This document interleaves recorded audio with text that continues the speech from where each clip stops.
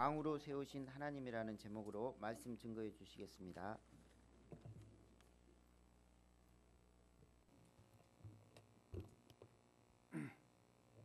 안녕하세요. 예. 지난 주에는 진군예배 말씀으로 너무 아름다운 말씀을 해서 그 지난주 했던 말씀이 너무 중요한데 다 잊어버린 것 같습니다. 그 지난주 말씀 뭐였습니까? 엘리와 엘리 제사장의 아들들이 하나님을 경외하지 않고 제 멋대로 행하다. 또 엘리는 하나님보다 아들을 더 소중히 여기다. 결국 이가봇의 하나님의 영광이 떠나버린, 그래서 심판받는 이가봇의 하나님을 우리가 이야기했고, 거기에 반하여 바알과 아스다롯을 제거하고 마음을 여호와 하나님께 향하여 그만을 섬길 때, 하나님만을, 여호와만을 섬길 때 에베네셀의 하나님이 되셔서, 에베네셀이란 뭡니까? 스톤 오브 헬프죠. 도움의 돌, 도움의 돌을 여기까지 도우셨다. 도우시는 하나님을 우리가 배울 수 있었습니다. 오늘 말씀은 그 다음이죠.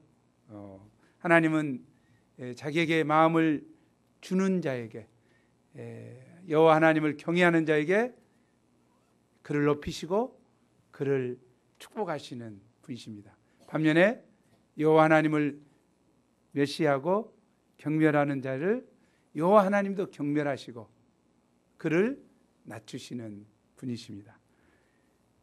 이 하나님은 이날까지 그들의 왕이 되셔서 그들을 섬세하게 지키시고 보호하시고 인도하셨습니다. 그런데 오늘 말씀은 이 하나님을 배반하고 이 하나님을 못마땅하게 여기고 이제 세상 왕처럼 세상 왕을 구하는 말씀이 나옵니다. 오늘 말씀 통해서 우리가 은혜를 깊이 받을 수 있기를 기도합니다. 12장 14, 15절 말씀 함께 읽죠. 조금 깁니다마는 목소리를 맞추어서 한번 읽어보죠. 시작. 너희가 만일 여호와를 경외하여 그를 섬기며 그의 목소리를 듣고 여호와의 명령을 거역하지 아니하며 또 너희와 너희를 다스리는 왕이 너희의 하나님 여호와를 따르면 좋겠지만은 너희가 만일 여호와의 목소리를 듣지 아니하고 여호와의 명령을 거역하면 여호와의 손이 너희의 조상들을 치신 것 같이 너희를 치실 것이라. 굉장히 무서운 뒷부분은, 그죠? 여호와의 손이 너희 조상들을 치신 것 같이. 여호와의 손이 이제까지 누구를 쳤습니까? 적군들을 쳤죠. 원수들을 쳤죠. 능력의 손이 다 멸하시고 그들을 구원하셨습니다. 그 손이, 그 힘 있는 손이 여호와의 말씀을 경외하지 않으면, 여호와 하나님을 경외하지 않고 여호와의 말씀에 순종하지 않으면 거꾸로 너희를 치겠다. 굉장히 무서운 말씀인 것 같아요. 하나님은 그냥 축복하시는 분이 아닙니다.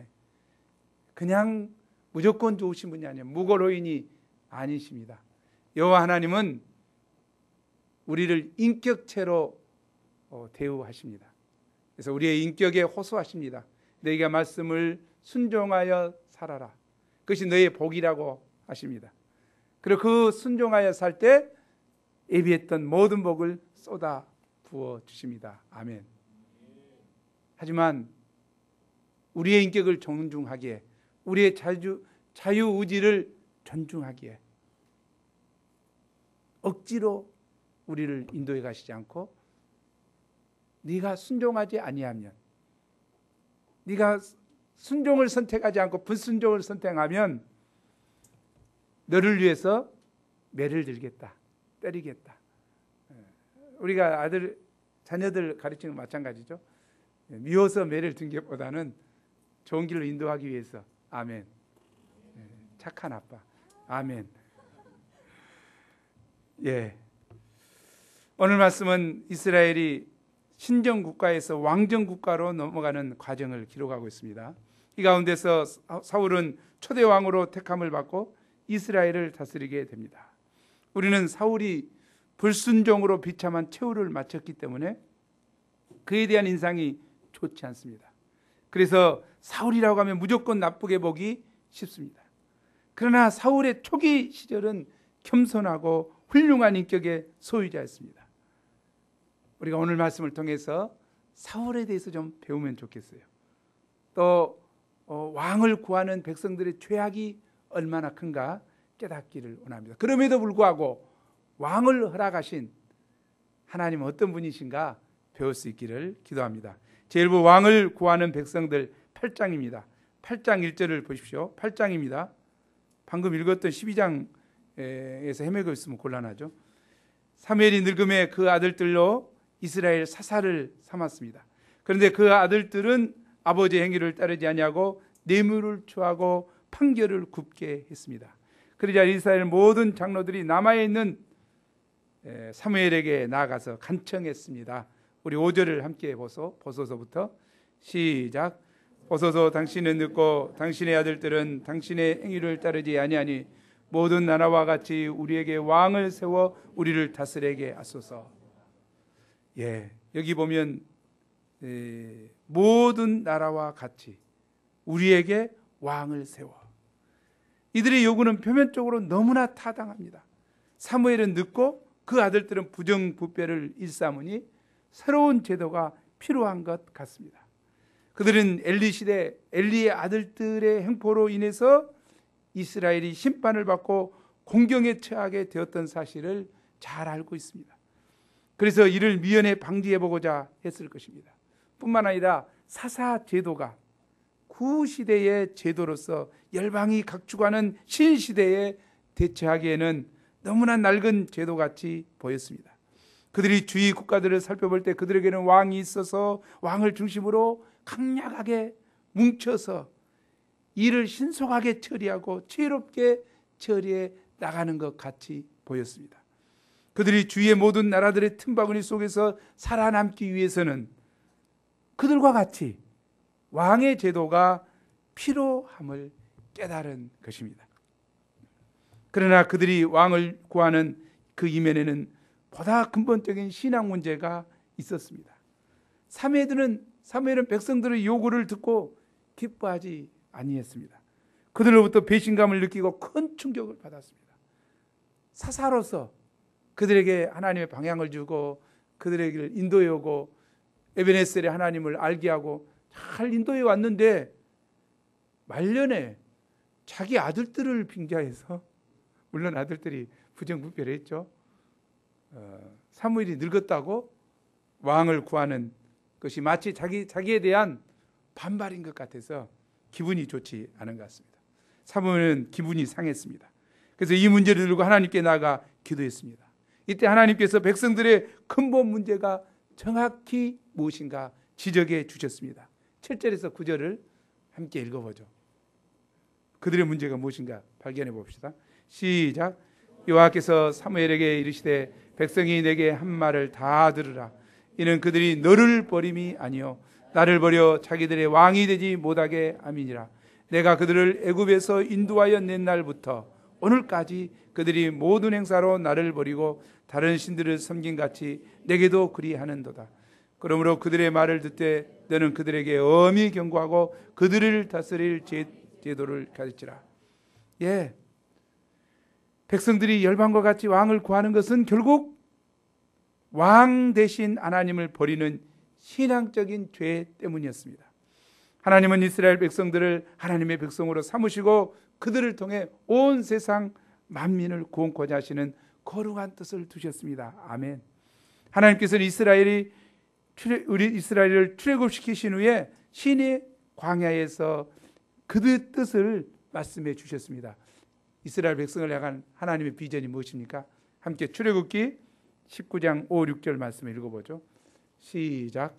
세계가 다 내게 속하였나니 너희가 내 말을 잘 듣고 내 언약을 지키면 너희는 모든 민족 중에서 내 소유가 되겠고 너희가 내게 대하여 제사장 나라가 되며 거룩한 백성이 되리라. 제사장 나라가 되며 거룩한 백성이 되리라. 영어로 보죠. 한번 읽어보죠. 시작. 예, A kingdom of priests and a holy nation. 제사장들의 나라가 되고 또 거룩한 나라가 되리라. 야, 이것은 진짜 애굽의 노예 생활을 하던 그들에게, 아무 비전이 없던 그들에게, 아무 소망이 없던 그들에게 총살이하면서 우리는 언제 이집트처럼 저렇게 살까 하는 그들에게 하나님이 약속하셨습니다. 진짜 엄청난 축복입니다. 제사장들이 모여 사는 왕국과 또 거룩한 나라, 하나님이 거룩하신 것처럼 거룩한 나라, 구별된 나라가 된 이 특권을 그들에게 주었습니다. 아멘. 별로 은혜가 안 된 것 같아요. 괴롭습니까? 힘듭니까? 하나님께서는 친히 그들의 왕이 되사 이들을 다스리기를 원하셨습니다. 그러나 이스라엘 백성들은 현실적으로 열방의 틈바구니에 살면서 이 귀한 선민으로서의 아이덴티티를 상실해 버렸습니다. 제사장 나라요 거룩한 백성으로서보다는 열방과 같이 되기를 원했습니다. 이는 영적인 소원을, 그 큰 거룩한 축복을 상실해 버리고 세상적이고 물질적이 되고자 한 것입니다. 누가 누구를 본받아야 될지 모릅니다. 거룩한 백성, 제사장 나라인 그들을 열방이 부러워하고 본받아야 되는데 거꾸로 거룩한 나라요 제사장 백성인 그들이 죄 가운데 신음하며 죽어가는, 또 죄 가운데 살아가는, 또 말마다는 우상을 섬기는 그들을 부러워하다니, 그들은 정말 하나님을 알지 못하는 주위 열방의 영향을 깊이 받고 신앙적으로 전락해 버렸습니다. 멸망의 길을 자초하고 있습니다. 이제 10절에서 18절에서 사무엘이 하나님께서 말씀하신 대로 왕의 제도를 일러줍니다. 경고를 하죠. 제일 먼저 징집이 있게 됩니다. 청년들은 때가 되면 군대에 가야 됩니다. 이는 형제들에게 큰 고역이 아닐 수 없습니다. 젊은 날에 군대에서 썩고 있다고 할 수는 없고 신성한 국방무를 감당하고 있는데 한참 발전해야 될 때 정말 큰 고역일 수 있습니다. 뿐만 아니라 왕을 위해 모든 것을 섬겨야 합니다. 그의 밭을 갈고 집을 짓는 등 강제 노동을 해야 합니다. 11조를 바쳐야 하고 그의 종이 되어야 합니다. 인간을 왕으로 세우게 될 때 사람이 사람을 섬겨야 되고 얽매임이 많게 됩니다. 많은 대가를 지불하게 됩니다. 또한 택한 왕 때문에 괴로움을 당할 때, 왕이 다 좋은 것이 아니죠. 그러나 악한 왕으로 인해서 괴로움을 당할 때 하나님께 부르짖어도 하나님이 소용없다고 말씀하십니다. 그런데도 백성들은 목자 사무엘의 말을 듣기를 거절하고 막무가내로 왕을 구했습니다. 이렇게 이야기하면 우리가 잘못했으니까 우리 왕 필요 없어요, 이렇게 해야 될 것 같은데 막무가내로 거절합니다. 19, 20절을 보죠. 함께 읽어보겠습니다. 시작. 백성이 사무엘의 말 듣기를 거절하여 이르되 아니로소이다. 우리도 우리의 왕이 있어야 하리니 우리도 다른 나라들 같이 되어 우리의 왕이 우리를 다스리며 우리 앞에 나가서 우리의 싸움을 싸워야 할 것이니이다 하는지라. 백성들은 이미 마음의 결정을 하였습니다. 이들에게 있어서 현실적으로 안보 문제가 심각했습니다. 이들은 현실의 안정 문제로 영적인 눈이 어두워져 선민의 긍지와 자부심을 상실하고 열방과 같이 되기를 원했습니다. 또한 그동안 셀 수 없이 많이 도우시는 에베네셀의 하나님을 체험했는데도 무슨 왕이 필요했습니까? 에베네셀의 하나님을 보십시오. 그들이 회개하고 여호와 하나님을 섬기겠다고 할 때 어떻게 했습니까? 조건이 쳐들어올 때 어떻게 했죠? 뇌성으로, 천둥 소리로 그들을 다 혼란시키게 하고, 자기들이 총칼 한 번 안 썼어요. 나중에 다 쓰러지고 쓰러져 있는 그들을 가서 찌르기만 했어. 싸운 것 아니요. 이런 하나님의 구원, 왕이신 하나님을 체험했으면서도 보이지 아니하는 하나님을 왕으로 모시기보다 눈에 보이는 왕을 구하게 된 것입니다. 우리도 이스라엘 백성들과 같이 힘든 현실 문제로 심령이 어두워져 영적 소원을 상실하고 세상적이 되기 쉽습니다. 캠퍼스에 가면 친구들은 하루 종일 도서관에 앉아서 전공 공부를 합니다. 그러면 말씀 공부를 하고 사명으로 사는 것이 어리석은 것 같이 생각됩니다. 현실적으로 다른 친구들보다 뒤떨어지고 낙오되는 것 같습니다. 그리고 내 속에서 세상적인 명예심과 이상이 불릴듯이 일어나게 되면 시간을 내어 말씀 공부를 하고 영적 지도자로 훈련받는 것이 우습게 들립니다. 더구나 졸업을 앞둔 형제 자매들은 취직 문제와 자격증 시험, 대학원 시험, 순위고사 시험 등의 정신이 없습니다. 모든 친구들이 여기에 온 마음을 쏟고 있는 것을 보면 사명으로 산다고 하는 것이 또 마음 편히 있는 나의 모습이 바보같이 보입니다. 그 멍청한 놈이죠. 세상에 비교해 보면 학사들은 직장에서 이런 문제로 늘 쓰다리기 때문에 이스라엘 백성들의 문제를 누구보다도 잘 이해할 수 있습니다. 그래서 하나님의 뜻을 섬기며 온전히 하나님을 의지하고 하나님의 다스림을 받기보다는 불신자와 같이, 아니 불신자를 부러워하며 물질을 의지하고 자신의 힘과 지혜를 믿기 쉽습니다. 특히 물질 사랑, 말세는 돈 사랑, 자기 사랑, 쾌락 사랑으로 대변되는 말세지 말에 또 요한계시록에 뭐라고 했습니까? 큰 바벨론 성의 음녀라 그랬죠. 사치하고 향락하고 즐기는 이런 문화가 지배하는 말세지 말에 사는 우리들에게 우리의 믿음이 세상과 타협하고 점점 세속화되는 것이 가장 위험합니다. 이 시간 우리가 하나님의 백성으로서 또 이 시대의 영적 지도자로서의 자부심과 긍지를 잃고 우리의 믿음이 세속화 되어가고 있지 않는지 살펴보고 돌이켜야겠습니다. 신자는 세상에 살지만 세상 사람들과는 다릅니다. 우리는 세상에 속하지 아니하고 예수님께 속한 자들입니다. 우리는 세상의 가치관을 쫓아 사는 자들이 결코 아닙니다. 하나님을 왕으로 모신 하나님 나라의 시민으로서 하나님의 법도를 쫓아 사는 자들입니다. 아멘. 그러므로 우리 신자들은 생각하는 것과 생활하는 것이 분명히 달라야 합니다. 아멘. 제부 사울에게 기름 부으신 하나님, 9절에서 11장입니다. 하나님께서는 사무엘에게 백성들의 요구대로 왕을 세우도록 하셨습니다. 9장 1, 2절을 보십시오. 하나님께서 뜻두신 사울은 어떤 사람입니까? 베냐민 지파의 기스라고 이름하는 유력한 사람이 있었는데 사울은 그의 아들이었습니다. 유력하다는 말은 부자라는 말입니다. 사회적 지위가 있는 사람이란 말입니다. 사울은 부잣집 아들이었습니다. 그에게 종이 있는 것을 보면 상당히 부유했던 것 같습니다. 또 사울은 준수한 청년이었습니다. 여기 준수하다, 임프레시브하다는 것은 그 인물이 뛰어났다는 것입니다.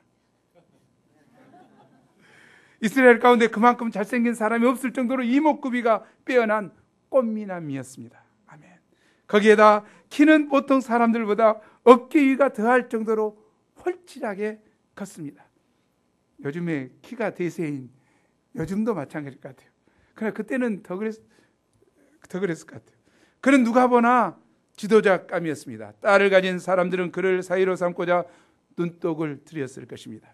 그의 외모만이 훌륭한 것이 아니었습니다. 되게 잘생기고 키가 큰 사람은 키가 작은 사람을 은연중에 무시하고 혼자 고고한 척합니다. 교만한 면이 많습니다. 그러나 사울은 인간성도 참으로 훌륭했습니다. 이는 그가 아비의 암나귀를 찾는 데서 잘 나타납니다. 기스가 암나귀를 잊고 사울에게 찾도록 했습니다. 사울은 한 사람과 함께 암나귀를 찾기 위해 마늘애를 썼습니다. 에브라임 산지와 살리사 땅을 두루 찾아다녔습니다. 또 사할림 땅을 두루 다녔습니다.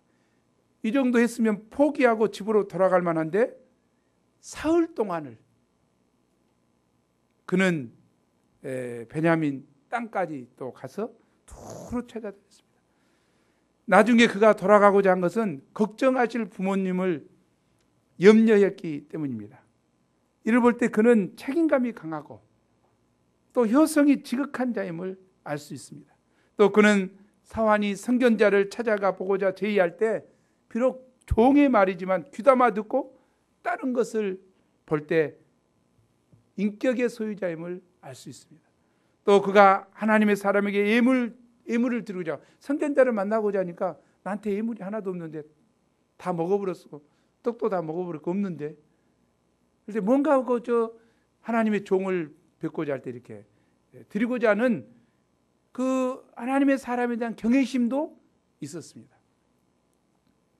하나님은 암나귀를 찾는 사건을 통해 사울을 사무엘에게로 인도하셨습니다. 그리고 사울이 오기 전날에 사무엘에게 사울이 이스라엘을 통치하게 될 것을 가르쳐 주셨습니다.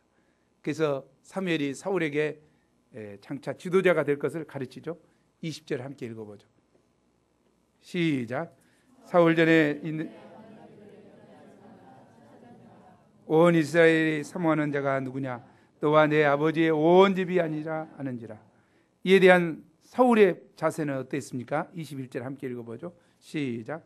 사울이 대답하여 이르되 나는 이스라엘 지파의 가장 작은 지파 또 나의 가족은 베냐민 지파 모든 가족 중에서 가장 미약하지 아니하니까 당신이 어찌하여 내게 이같이 말씀하시나이까 하니 이는 사울이 자신의 불의를 주장한 것이 아니라 자신이 얼마나 부족하고 보잘것없는 자인가를 또 이를 감당할 만한 자격이 없는 자인가 하는 겸손에서 나온 말입니다. 사실 사울의 집은 유력한 집이죠. 또 자신도 훌륭한 인간 조건을 갖고 있었죠. 그래서 그러기 쉬운 것 같아요. 마땅히 나야말로 백성의 지도자감이다. 사무엘이 이야기할 때 그럼 그렇지. 나밖에 누가 있어요? 이렇게 하기 쉬운데 그러지 않았다는 거죠. 그는 스스로를 작게 여기고 자신을 낮추었습니다. 하나님이 이렇게 자기를 낮추는 자를 높이시고 귀하게 쓰십니다. 아멘. 다윗이 귀하게 쓰임 받았던 것도 항상 내가 무엇이기에 하는 겸손함이 있었습니다. 사도 바울도 귀하게 쓰임 받았던 게 뭡니까? 나는 모든 성도 중에 가장 작은 자요. 죄인 중에 개수라고 하는 생각을 가지고 있었죠. 나는 죄인 중에 개수인데 그런 나를 들어쓰신 하나님의 은혜를 생각하고 감사하고 끝까지 은혜를 감당한 것을 알 수 있습니다. 하나님은 무엇이나 된 줄로 생각하고 스스로를 높이는 자들을 낮추시고 대적하십니다. 그러나 겸손하게 자신을 낮추는 자들에게는 은혜를 베푸시고 높이십니다. 교만은 누구의 속성이라고 그랬죠? 사단의 속성이죠. 사단은 어쨌습니까? 하나님의 피조물로서 특별히 모든 능력을 줬습니다. 이쁘게 짓고 다 해. 그 이쁘게 진 것으로 하나님이 특별히 자기 베푼 은혜를 알고 겸손해야 했었는데 어떻습니까? 하나님과 대적하리라. 하나님과 높아지리라. 교만을 떨었죠. 영원한 저주를 받게 됐습니다. 자, 예수님은 어떤 분이십니까? 예수님은 하나님의 본체시죠. Right? 하나님과 동등된 분이시죠. 하나님과 동등한 능력을 갖고 계신 분이시죠. 그러나 예수님은 어떻게 했습니까? 예수님은 겸손하셨죠. 낮아지셨죠. 동등됨으로 취할 것으로 여기지 아니하고 낮아지셔서 십자가에 죽기까지 복종하신 이 예수님을 하나님은 어떻게 하셨죠? 모든 이름 위에 뛰어난 이름으로 높이시고 축복하셨습니다. 우리는 누구의 속성을 따라가야 되겠습니까? 예수님의 속성. 와, 국민학교 1학년 대답 잘했어요. 예수님의 속성을 우리는 따라가야 되죠. 우리에게 겸손이 중요한 것 같습니다. 어거스틴도 뭐라 했습니까? 가장 아름다운 덕목은 첫째도 겸손이요, 둘째도 겸손이요, 셋째도 겸손이다. 겸손이 모든 덕목 중에서 가장 아름다운 것 같아요. 그러나 우리가 어떻게 겸손하기를 원하지만 겸손하지 못할 이유가 있죠. 어쩔 때 그렇습니까? 내 환경이 변할 때, 내가 지위가 높아질 때, 예를 들면 전문의를 땄다, 예를 들면 또 내가 병원장이 돼버렸다, 내가 개업을 해서 원장이 돼버렸다 등등 내가 결혼을 해버렸다, 애기 아들을 낳아버렸다. 뭐 별것이 다 있는 것 같아요. 이러면 교만해지기 쉬울 것 같아요. 그러나 하나님께서는 겸손한 자를 높이시고 축복하여 쓰신다. 교만한 자를 대적하시고 낮추신다. 훈련하신다 하는 것을 알 수 있습니다. 자, 사울이 겸손하게 자기를 낮출 때 어떤 대접을 받았습니까? 사무엘은 그를 청한 자 중에 상석에 앉히고 또 가장 귀한 손님에게 주는 넓적다리가 닭도 그러지만 넓적다리 갈비를 대접했습니다. 그리고 지붕에서 그와의 단독 담화를 했습니다. 사무엘하고 단독 담화를 할 사람이 누가 있어요? 하나님의 종. 그러나 특별히 단독 담화를 해준 것 같아요. 10장 1절을 보십시오. 우리 함께 읽죠. 시작. 이에 사무엘이 기름병을 가져다가 사울의 머리에 붓고 입맞추며 이르되 여호와께서 내게 기름을 부으사 그의 기업에 지어들라. 사무엘은 사울의 머리에 여호와의 이름으로 기름을 부었습니다. 여기서 사울의 머리에 기름을 부은 것은 두 가지 뜻이 있습니다. 첫째는 하나님께서 사울을 택하여 세웠다는 의미입니다. 사무엘이 택하여 세운 것이 아니고 하나님이 택하여 세운 것입니다. 둘째는 하나님께서 왕의 직분을 주셨다는 것입니다. 이 왕의 직분은 세상 왕들과 아주 다른 것입니다. 이는 하나님의 뜻을 준행하고 백성들을 하나님의 뜻대로 다스리는 영적인 의미를 지니고 있기 때문입니다. 때문에 하나님께서 하나님의 백성을 다스리도록 세우실 분은 하나님이시다는 거죠. 왕을 세우실 분은 하나님이다. 오늘날 하나님의 백성을 다스리고 섬기는 영적 지도자도 마찬가지입니다. 목사고시를 보아서 타이틀을 땄다고 해서 되는 것이 아닙니다. 그 전에 하나님께서 세우시고 하나님께서 그 직분을 주셔야 하는 것입니다. 이 부르심이 중요합니다. 뭐 시험이야 누구든지 볼 수 있죠. 시험이야 누구든지 합격할 수 있죠. 아무나 할 수 있어요. 그러나 중요한 것은 부르심이 있었느냐, 하나님의 세우심이 있었느냐, 이것이 중요한 것 같습니다. 2절에서 6절까지는 하나님께서 사울을 왕으로 세우신 증거를 세 가지로 말해주고 있습니다. 증거가 있었죠. 첫째는 뭐였습니까? 가다가 베냐민 경계 지역에서 두 사람을 만나게 되는데 그 사람들이 야, 그 암낙이 찾았고 너희 부친이 너무 걱정하더라. 그 말을 듣게 될 것이다 하는 것이고, 두 번째는 뭐였습니까? 여러 사람이 오는데 떡 3덩이 가진 사람이 잘 지냈냐고 하고 그 다음에 2덩이를 줄 것이다. 3덩이 다 준 것이 아니라 2덩이를 준다. 그 다음에 또 가다가 애언하는 사람들이 이제 선지자 사람들이 이렇게 막 애언하는 사람들이 오는데 그 사람들을 만나게 되고 그 사람과 함께 너도 애언할 것이다. 성령 충만해서 애언할 것이다. 그 세 가지 징조를 주죠. 그러면 네가 택함 받은 것이 될 것이다. 근데 어쩌다고 했습니까? 10절에 보니 9절에서 13절에 보면 그날에 이 모든 징조가 다 임했다고 했습니다.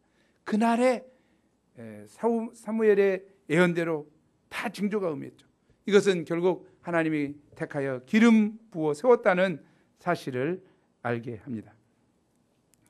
사울은 이 놀라운 사실을 체험하고 집에 돌아왔습니다. 그러나 숙부가 어디로 갔느냐고 물었을 때 나라의 일을 고하지 아니했습니다.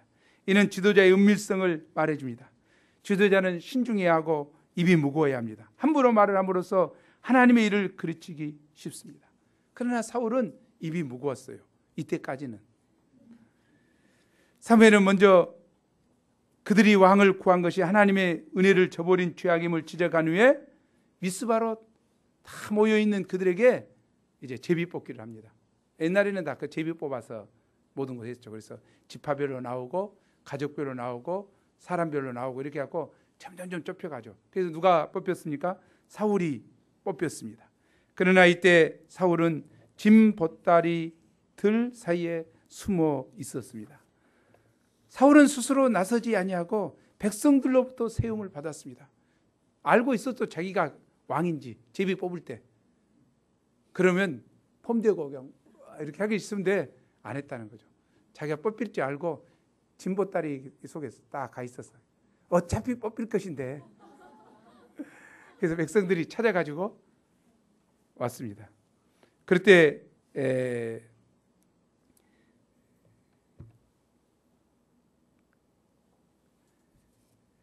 그리고 하나님께서 그들을 세웠죠. 사울을 세웠죠. 그 각기 집으로 돌아갈 때 마음이 하나님께 감동된 유력한 자들은, 여기 중요한 것 같아요. 하나님께 감동된 사람, 하나님의 뜻, 믿음이 있는 사람, 이 사람들은 사울을 따랐다는 거죠. 왜? 하나님이 세웠기 때문에 동료가 돼. 그러나 그 비류들은, 깡패들이나 이 비류들은 사울이 왕이 되는 것을 멸시했다는 거예요. 이것은 영이 다르죠. 영이 좀 달라요. 그러니까 하나님이 세운 것과 다른 이야기를 하는 거죠. 그러나 우리 같으면 왕으로 세움받았으니까 유력한 자들 따라오고 그러니까 야 뭉쳐라, 착살 이렇게 할 것 같은데 그에게는 아무 말도 안 했어요. 그는 겸손히. 그에게는 정말 왕다운 내면성이 있어요. 참을성이 있는 거죠. 11장에서 사울은 절박한 상황에 빠져있는 길리앗 야베스를 구원함으로 백성들로부터 왕으로 인정받게 됩니다. 암몬 사람 나하스가 길리앗 야베스에게 와서 쳐들어 올라가죠. 길리앗 야베스 사람들이 너무 두려웠습니다. 그래서 협상을 하자고죠. 그러니까 협상하자고 한 것이 아니라 협상이 안 되고 언약하지 않고 야 내가 니들 눈을 오늘 다 빼버리기 전에는 협상하지 않겠다. 겁주는 거죠. 모욕을 주는 거죠. 그래서 야베스 사람들이 원통해하면서 이제 길리앗 어디죠? 기브아에 있는 사울에게 오죠. 그리고 백성들에게 이야기하고 백성들은 동족이 그런 어려움이 당했다 하니까 통곡하잖아요. 그런 일이 있을 수가 있죠. 통곡하는 소리를 들은 사울이 어떻게 합니까? 6절 말씀할게요. 11장 6절 말씀할게요. 읽죠. 시작. 사울이 이 말을 들을 때 하나님이 영에게 크게 감동되며 그의 노가 크게 일어나 사울의 마음 가운데 분노가 일어났습니다. 이 분노는 혈기에 기초한 분노가 아니라 우리가 잘 아는 혈기에 기초한 분노가 아니라 하나님의 영에 감동되어 일어난 영적 분노였습니다. 사울은 암몬 자손이 하나님의 백성을 모욕하고 멸시하는 소리를 들을 때 분노하였습니다. 또한 백성들이 하나님의 살아계심을 믿지 못하고 절망하고 울고 있을 때 그들의 불신 때문에 분노하였습니다. 그가 분노했을 때 놀라운 힘이 생겼습니다. 용기가 생겼습니다. 그래서 그가 몰고 가던 황소 2마리를 단숨에 갈기갈기 찢어서 그 조각들을 각처로 보내어 만일 사울과 사무엘을 쫓지 아니하면 그들도 이와 같이 찢어 버리겠다고 하였습니다. 그러자 여호와의 두려움이 백성들에게 임하여 33만 명이 한 사람같이 나왔습니다. 우리가 전쟁에 나가겠다. 사울은 백성을 3대로 나누어 새벽에 적진에 들어가 암몬 사람을 여지없이 무찔렀습니다. 사울은 영적인 분도로 큰 구원 역사를 이룬 것입니다. 이로 인해 백성들로부터 왕으로 그 능력을 인정받게 되었습니다. 사울이 크게 이기자 친 사울파가 사울을 비판했던 비사파 세력을 제거하자고 말했습니다. 비사파를 작살냅시다. 그러나 사울은 무엇이라고 했습니까? 13절을 함께 읽겠습니다. 시작. 사울이 이르되 이날에는 사람을 죽이지 못하리니 여호와께서 오늘 이스라엘 중에 구원을 베푸셨습니다. 사울은 승리의 영광을 자기가 아닌 여호와께로 돌립니다. 비사파의 말처럼 사울은 이스라엘을 구원하지 못합니다. 그에게는 능력이 없습니다. 오직 여호와만이 구원하십니다. 사울은 다만 성령 하나님께서 싸우시는 일에 도구로 쓰임받을 뿐입니다. 그렇기 때문에 사울은 자신이 비록 왕일지라도 대왕이신 왕 중의 왕이신 여호와께 영광을 돌리며 섬깁니다. 사무엘은 다시 한번 그런 사울을 왕으로 선포하고 백성들은 크게 기뻐합니다. 참된 기쁨은 대왕이신 여호와를 왕으로 섬길 때만 누릴 수 있습니다. 아멘. 정말 여기까지 보면 사울 왕은 정말 좋습니다. 그죠? 이렇게 겸손하고 이렇게 쓸만한 왕이 어디가 있을까? 그러나 문제는 그거죠. 사울 왕이 가다가 초심을 잃어버렸다는 거죠. 그래서 이제 다음 주일 말씀에 나옵니다. 사울의 이제 비참함이 나옵니다. 왜? 초심을 잃어버려서. 우리도 초심을 잊지 맙시다. 내가 막 처음에 예수님을 영접하고 은혜에 너무 감격하고 감사했던 그 초심을 잊지 맙시다. 우리가 학생 때 그렇게 순수했던 초심을 잊지 맙시다. 우리가 정말 나의 크고 작은 문제가 해결됐을 때 내가 정말 감격하고 감사하고 이 은혜를 잊지 않겠다고 했던 그 초심을 잊지 맙시다. 초심을 잊지 않을 때 하나님께 유대하겠습니다. 다니엘처럼 끝까지 총리가 몇 번 됐어도 그는 초심을 잊지 않았습니다. 하나님만을 경외했습니다. 요셉처럼 너무나 힘들고 어려운 노예 생활을 했지만 13년 동안이나 그 노예 생활을 했지만 그는 30세가 되었을 때 하나님을 경외했습니다. 전혀 변치 않았습니다. 그러나 이 사울처럼 히스기야 왕처럼 교만해서 제사장이 드려야 될 제사를 자기가 드리고 우시야 왕처럼 또 히스기야는 죽을 때 생명이 연장됐을 때 돈 못 쓰게 돼버렸죠. 우리가 좀 알아요. 가룟 유다도 마찬가지죠. 12제자로 부름받은 은혜가 얼마나 컸습니까? 그러나 그의 탐심을 버리지 않을 때 예수님을 팔아먹는 끝이 좋지 않은 우리에게 구원의 은혜가 있습니까? 우리가 캠퍼시 시절에 정말 특별한 은혜 가운데 구원을 받았습니까? 제발 그 은혜를 잊어서는 안 돼요. 그 은혜를 헛되이 해서는 안 돼요. 은혜를 기억해야 됩니다. 하나님은 살아 계십니다. 자기를 존중하는 자를 우리 존중히 여기고 높이십니다. 그러나 자기를 멸시하고 은혜를 헛되이 하는 자를 하나님은 헛되이 하실 것입니다. 우리가 처음이 좋은 우리가 끝이 좋기를 기도합니다. 이상에서 우리는 사울의 영적 분노에 대해서 잠시 생각해 보고자 합니다. 사울은 왕으로 택함을 받았지만 그의 선한 마음으로는 사명을 감당할 수 없었습니다. 그러나 그에게 하나님의 신이 임하게 되었을 때 그는 표하는 호랑이가 되었습니다. 그에게 사람을 감동시킬 수 있는 능력과 적진에 들어가 싸울 수 있는 용기가 생겼습니다. 이처럼 성령이 임할 때 우리에게도 영적 분노가 생기고 하나님의 원수들을 파할 수 있는 용기와 능력이 생기게 됩니다.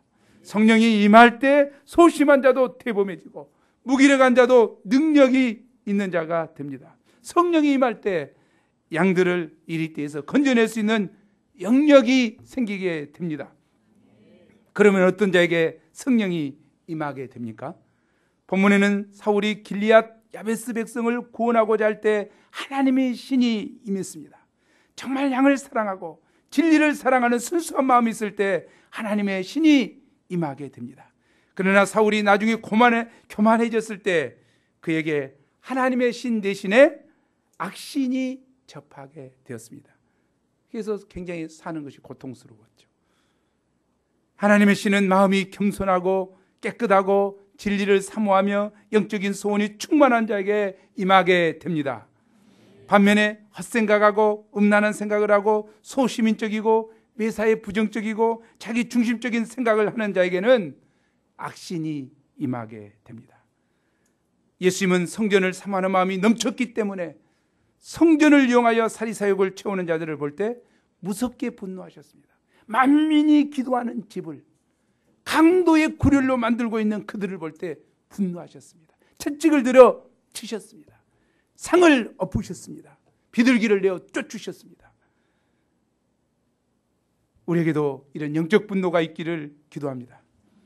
우리의 마음이 새학기에 예수 사랑 표현 1:1 대축제를 맞이하여 사단의 종노릇하며 유리방황하는 캠퍼스 양들을 향한 구령의 불붙는 마음으로 또한 진리의 말씀을 사모하는 마음으로 불탐으로 성령이 충만히 임하게 되고 영적 분노로 영적 열정으로 충만할 수 있기를 기도합니다. 그래서 우리 가운데 큰 구원의 역사가 충만히 일어나기를 기도합니다. 제3부 사무엘의 고별 메시지 12장입니다. 사무엘은 왕을 세우니 백성들에게 고별 메시지를 전합니다. 1절에서 5절에서는 그동안 백성들에게 출입하면서 사사로서 자신의 결백한 생활을 증가합니다. 잘 나가는 목자일수록, 양들에게 인정받는 목자일수록 자기 분수를 지키기가 쉽지 않습니다. 하지만 사무엘은 끝까지 자기 분수를 지켰습니다. 목자로서 사무엘은 물질 생활에서 깨끗했습니다. 그가 이렇게 증거하는 것은 자기 자랑을 하기 위함이 아닙니다. 백성들이 그의 고별 메시지를 심령으로 영접하고 회개하도록 하기 위함이었습니다. 이제 사무엘은 하나님께서 그들과 그들 열조에게 행하신 의로운 일에 대해서 증거하고 있습니다. 하나님은 이스라엘을 애굽에서 인도하여 가나안으로 이끄셨습니다. 그러나 그들은 가나안에 도착하여 축복을 받자 곧 하나님을 잊었습니다. 하나님께서 행하신 공의로운 일과 구원 사역을 다 잊어버렸습니다. 하나님이 이런 이들을 이방 나라에 붙이심으로 심판하셨습니다. 그러자 그들은 회개하고 하나님의 도움을 구하며 이제는 주님만을 섬기겠다고 호소합니다. 하나님은 이들의 기도를 들으시고 사자들을 보내셔서 여러 차례 반복해서 구원하셨습니다. 그러나 그들은 구원의 은혜를 잊어버리고 또 죄악 가운데 빠졌습니다. 그들은 왕 대신 하나님을 배반하고 열방과 같이 왕을 구한 것입니다. 하나님께서는, 여호와께서는 그런 그들의 요구를 들어주시고 왕을 세워주십니다. 이스라엘 백성들은 역사적으로 틈만 있으면 구원의 은혜를 잃고 하나님을 배반하였습니다. 사무엘은 그들이 왕을 구한 죄악이 얼마나 큰 죄악인가 역사적인 입장에서 가르쳐주고 있습니다. 역사성이 중요한 것 같아요. 내가 구원받았던 어떻게 구원받은 자였는가, 내가 어떤 자였는데 어떻게 구원받았는가, 이것을 잃어버리면 아무것도 아니죠. 우리가 잘 알잖아요. 고양이하고 쥐는, 고양이는 빠르고 쥐는 안 빨라서 잡혀먹는 거 아니에요. 고양이가 오면 쥐가 빡 도망가잖아요. 쥐구멍으로 쏙 들어가죠. 그러면은 고양이는 역사의식이 있어가지고 저놈이 저리 들어갔다고 그 앞에서 지키고 있다고 나올 것이다. 근데 쥐는 잊어버려. 내가 방금 고양이한테 쫓겼지. 이 역사의식이 없어. 잊어버리고 또 나온다고. 나오니까 잡혀먹는 거야. 아시죠? 역사의식이 있는 고양이가 역사의식이 없는 쥐를 잡아먹게 되는 거예요. 역사의식이 있냐 없느냐는 우리의 영적 생명에 있어서도 소중한 것 같아요. 역사의식을 가집시다. 역사를 기억합시다. 나의 구원의 은혜를 기억합시다. 진짜. 이제 그들의 요구대로 왕을 허락하여 세워주신 여호와 하나님을 그들은 어떤 자세로 섬겨야 합니까? 14절을 함께 읽어보죠. 시작.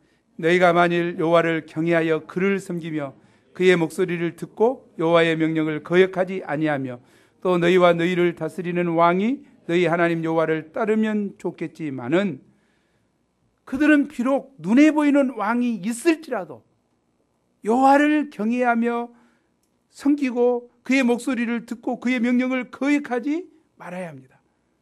사람 왕이 있다고 해서 여호와께 대한 자세를 바꾸면 안 됩니다. 어떤 상황에서도 여호와를 왕으로 섬겨야 합니다.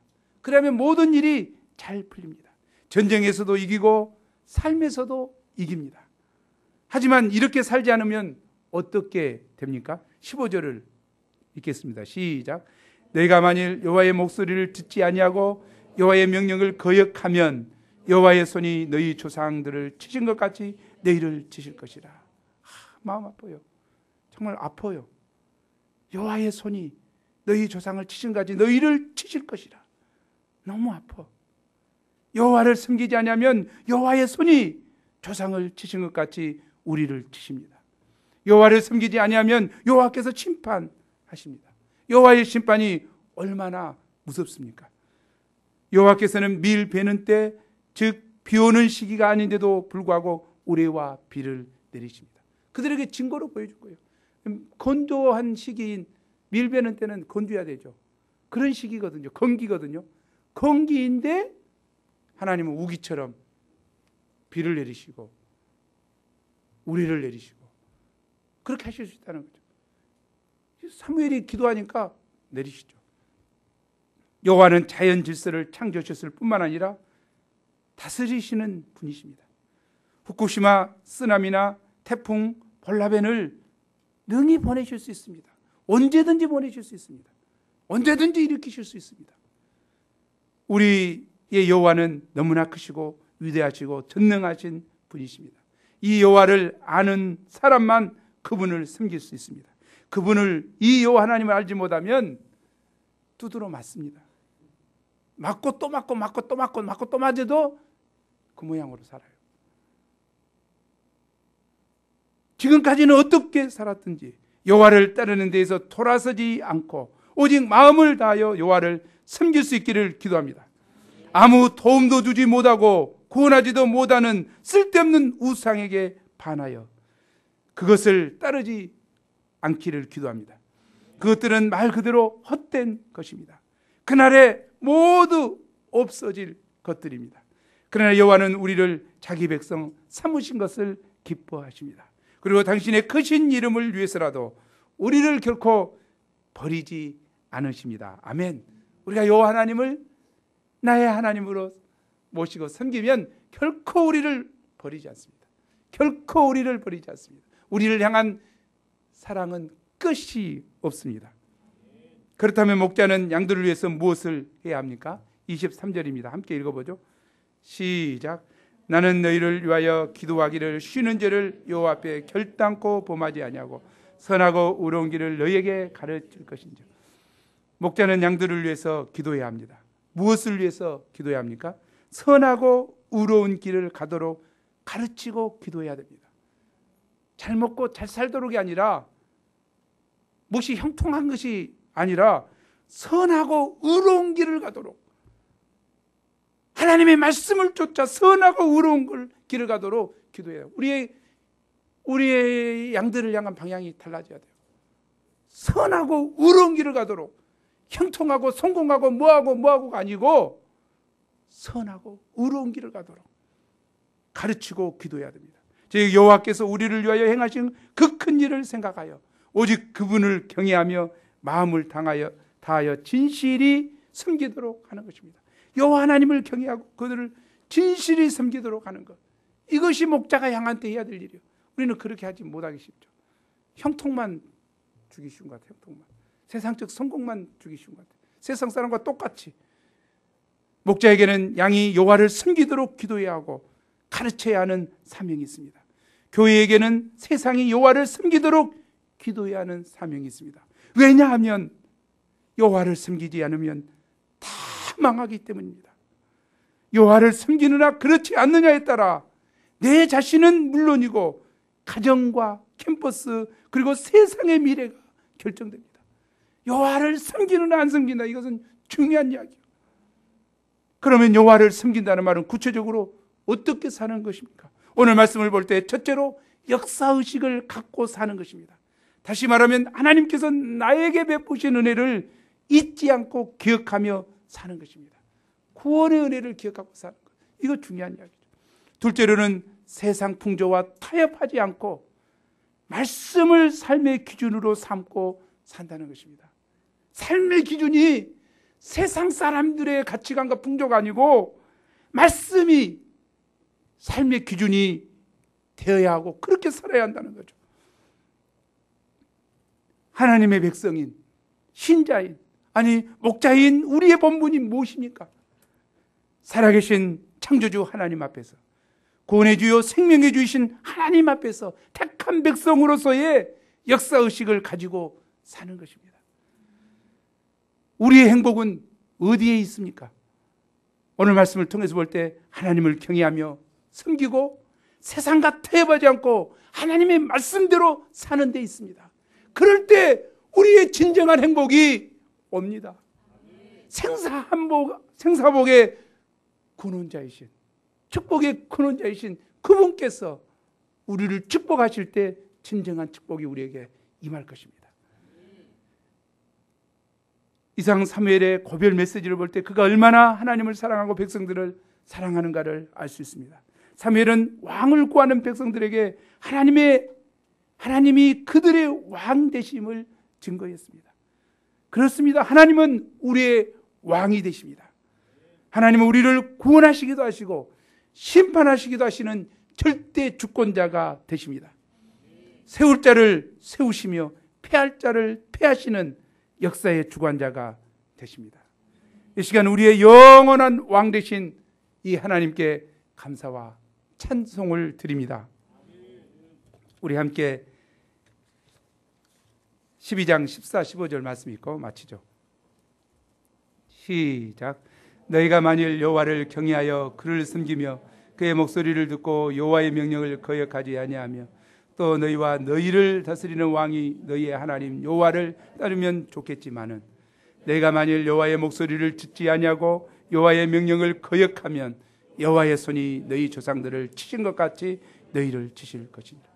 하나님 아버지, 귀한 말씀을 주셔서 진실로 감사합니다. 하나님께서는 이스라엘을 좀 택한 백성 삼으시고 그를 섬세하게 인도하시고 이끄시고 축복하시고 축복을 누리며 살도록 하셨습니다. 하지만 그들이 여호와의 명령을 거역하고 구원의 은혜를 잊어버리고 하나님을 섬기지 않고 각종 우상을 섬길 때 그들을 심판할 수밖에 없었음을 발견합니다. 이제 왕을 세워주시지만 경고의 말씀을 저희가 심령으로 영접할 수 있도록 도와주십시오. 이 하나님은 우리의 영원한 왕이신 것을 믿습니다. 제가 이 영원하신 왕 여호와 하나님을 나의 왕으로 온전히 참 섬길 때, 그의 말씀에 순종할 때 저희가 구원함을 받고 행복을 누릴 수 있음을 믿습니다. 하지만 여호와 하나님을 떠나서 죄 가운데 살게 될 때 하나님은 그의 강한 손을 들어서 조상들을 치신 것처럼 저희를 치신다고 하셨습니다. 이 경고의 음성을 심령으로 영접하게 도와주시고 참 겸손히 여호와 하나님을 경외함으로 그의 말씀에 순종함으로 축복을 받아 누리는 저희가 되게 도와주십시오. 저희가 목자로서 선하고 진실이 살도록 여호와 하나님 앞에 살도록 양들을 돕고 섬기고 기도하는 성숙한 하나님의 종되게 도와주옵소서. 감사하고 예수 이름으로 기도합니다.